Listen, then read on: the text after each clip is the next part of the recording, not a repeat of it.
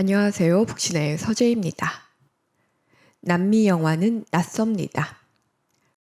매 수많은 영화들이 개봉해도 헐리우드를 비롯한 유럽과 아시아 몇 개국 영화가 스크린을 독점하는 것이 일반적입니다. 브라질 감독 월터 샬레스의 1999년 개봉작 중앙역은 당시 적은 관객이든 생소한 영화일 수 있어도 영화를 본다고 하는 사람들 사이에서는 꽤나 알려진 작품입니다. 제48회 베를린 영화제 금곰상과 제56회 골든글로브 외국어 영화상을 비롯한 수상 이력들은 이 작품의 진가를 보증해 줍니다. 무엇보다 먼 이국의 모습을 스크린으로 만나는 일만으로도 충만한 예술적 경험입니다. 우리는 브라질 하면 삼바나 축구, 불안한 치안과 정치적 후진국, 혹은 불태워지는 아마존 밀림의 이미지만을 떠올리기 쉽습니다. 하지만 그곳에도 우리와 같은 고민과 아픔, 욕망을 지닌 사람들이 살고 있고 그들의 모습은 우리의 지나온 모습과도 겹칩니다.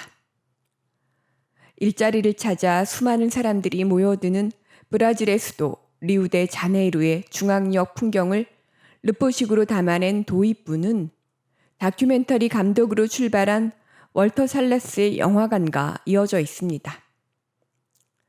낙후된 브라질의 적나라한 현실을 담아낸 리얼리즘 계열의 중앙역은 그런 점에서 로컬 무비이지만 인간성 회복이라는 인류 보편의 주제와 종교와 결부된 인간 구원의 문제까지 다룬 작품입니다.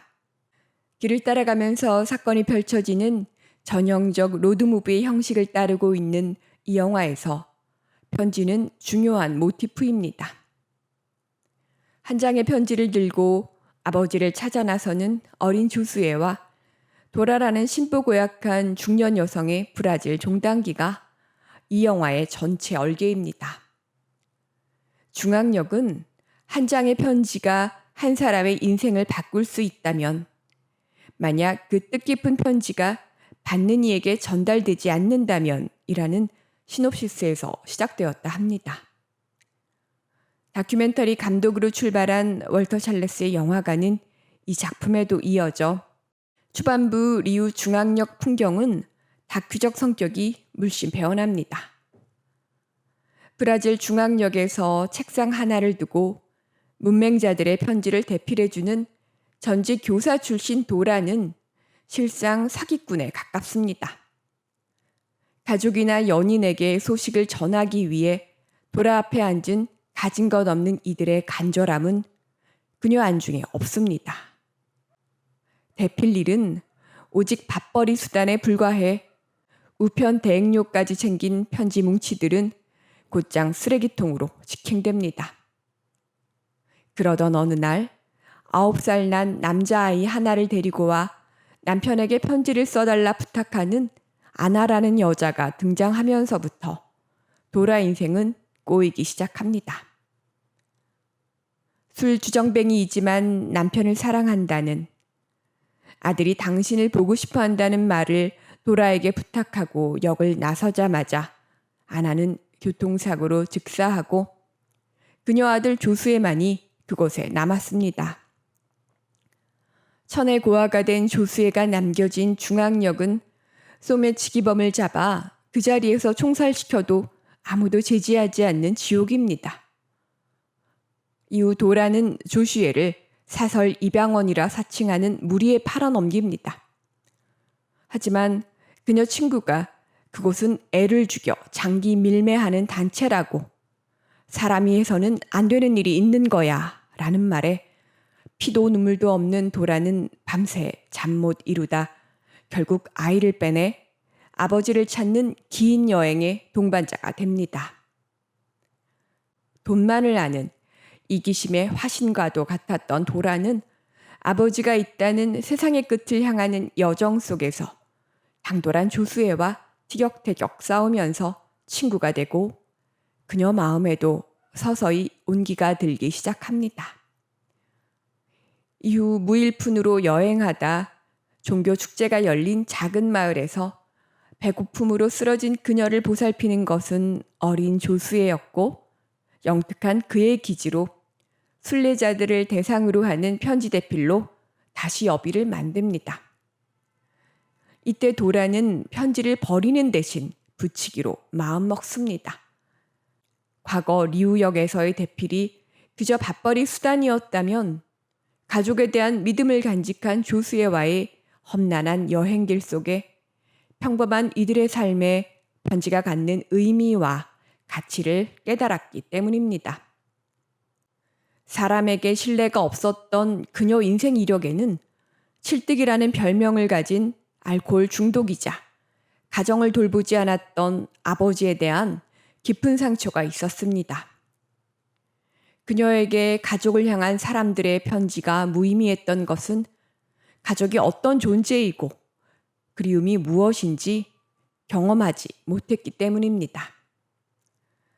정글과도 같은 브라질의 대도시에서 남편 없이 홀로 생계를 짊어져야 했던 그녀에게 살아남는 일은 전부였고 폭력적 사회에서 순수한 마음을 지니고 사는 일은 난망할 터입니다. 도라와 조수에는 지옥의 묵시록과도 같은 리우의 중앙역을 떠나 아버지를 찾아 편지의 주소지인 세상의 끝으로 향하는 길 위에서 가난하지만 순박한 이웃들을 만나게 됩니다.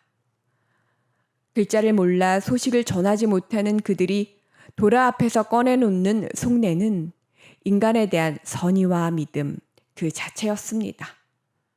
그것은 어린 조수애 역시 마찬가지입니다. 아버지 얼굴도 모르지만 조수애는 아버지는 분명 훌륭한 목수이고 자신을 기쁘게 맞이해 줄 것이라는 믿음을 잃지 않습니다.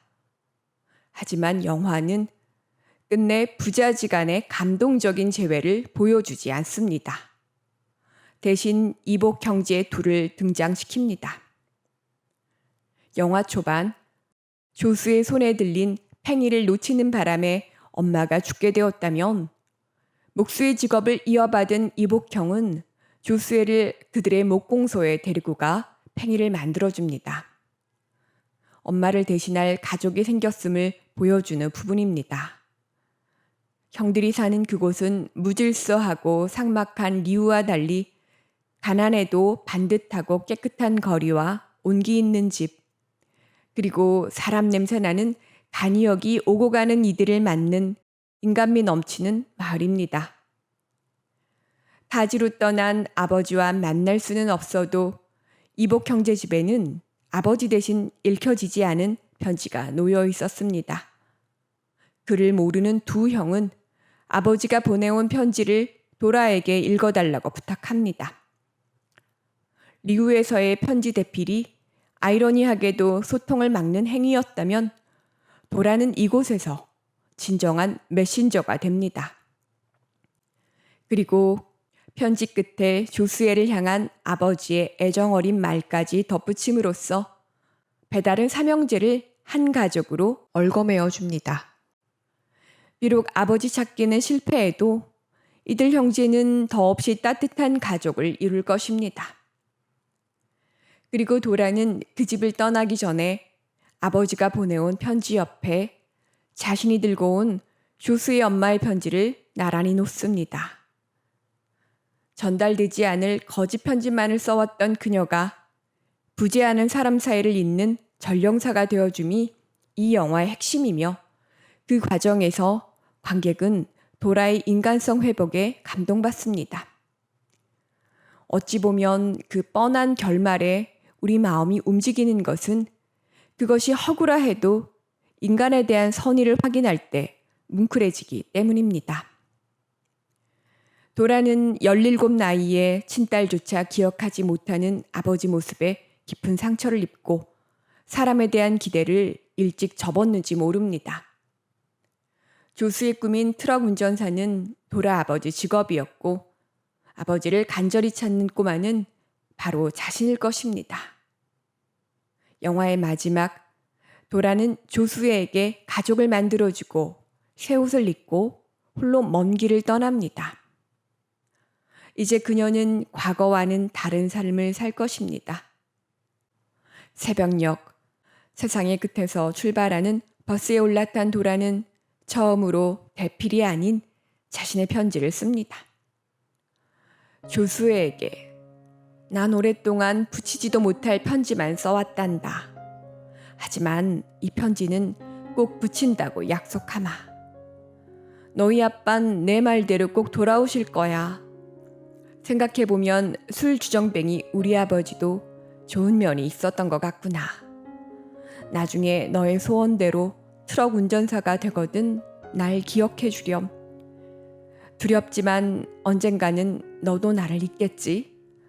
잊혀진다는 건 정말 두렵구나.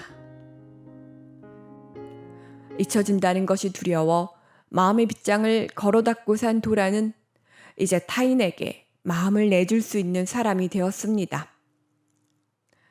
아버지를 원망만 했던 지난 시절의 나를 극복했기 때문입니다. 독백과도 같은 도라 편지에서 그리운 것들이 너무 많다며 날 기억하고 싶을 땐 우리가 함께 찍었던 그 작은 사진을 꺼내보렴 이라는 대사 위로 펼쳐지는 조수애와 도라가 함께 찍은 사진컷은 나이를 넘어선 진짜 우정과 연대를 보여줍니다. 조수애의 아버지 이름은 제수스입니다. 이 영화에는 신을 강렬히 희구하는 브라질 민중들의 모습이 여러 차례 등장합니다. 인간은 삶이 고단할수록 신의 재림을 강렬히 염원합니다. 하지만 이 작품에서는 언젠가 돌아올 약속을 하는 제수스, 즉 지저스를 편지로만 등장시켰을 뿐 신이 그러하듯 관객 앞에 조수의 아버지를 보여주지 않습니다. 하지만 부재하는 아버지라 하더라도 언젠가는 돌아올 것이라는 믿음, 그리고 자식을 사랑하고 있다는 확신은 새 아들의 삶을 지켜줄 것입니다. 극심한 문맹률과 가난, 사회 안전망 부재 등 척박한 브라질 현실을 적나라하게 보여준 이 작품은 토착 신앙과 결부된 카톨릭, 그리고 기독교로 개종한 인물의 신실한 믿음을 통해 이 땅에서 종교가 얼마나 절실한지 보여줍니다. 하지만 열렬히 신을 향해 기도를 해도 기복신앙을 벗어나지 못하는 광신적 종교 축제를 보면 종교가 인간에게 안식과 구원을 가져다 줄 수 있을지 자문케 합니다. 종교 축제에서 기진에 쓰러진 도라를 돌보는 것은 오직 조수애였습니다. 내 삶의 절박함은 타인의 아픔을 돌아보기 어렵게 합니다. 어린 조수의 무릎에 누워있는 늙은 도라의 모습은 입장 전도된 피에타처럼 보입니다. 멀리 있는 신보다 우리 내부의 신성이 타인을 구원합니다. 아버지를 본 적은 없지만 그의 실제를 확신하고 언젠가 돌아올 것이라 믿는 조수의 믿음은 신의 현현을 소망하며 현실의 고통을 지고 살아가는 인간에 대한 비유로 볼 수 있습니다. 나아가 조수애를 비롯한 이복 형제들의 선량함과 내일을 위해 최선을 다하는 삶의 태도는 브라질의 내일에 희망을 거는 감독의 마음처럼 여겨집니다. 영화가 나온 지 20년이 훌쩍 지난 오늘날에도 브라질은 여전히 낮은 공교육과 극심한 빈부격차, 정치적 현실의 난맥상 등 민중의 삶은 녹록지 않아 보입니다. 갈수록 영화 배급의 환경이 제3세계 영화를 만나보기 어렵게 하는 것은 아닌가 합니다. 결국 사람과 사랑에 대한 이야기를 보여주는 중앙역은 오랜 시간이 지나도 브라질 영화로서가 아닌 우리의 심금을 적시는 명작으로 남을 것입니다. 관객의 마음을 흔들어 놓은 주인공 조슈에는 감독에게 샌드위치를 구걸하는 우연한 계기로 이 영화에 캐스팅되었다고 합니다. 현실은 때로 영화보다 더한 판타지의 장입니다. 얼핏 줄리에 비노시의 얼굴이 떠오르는 당돌한 조수애가 이후 어떤 행보를 걸었을지 궁금해집니다. 감사합니다.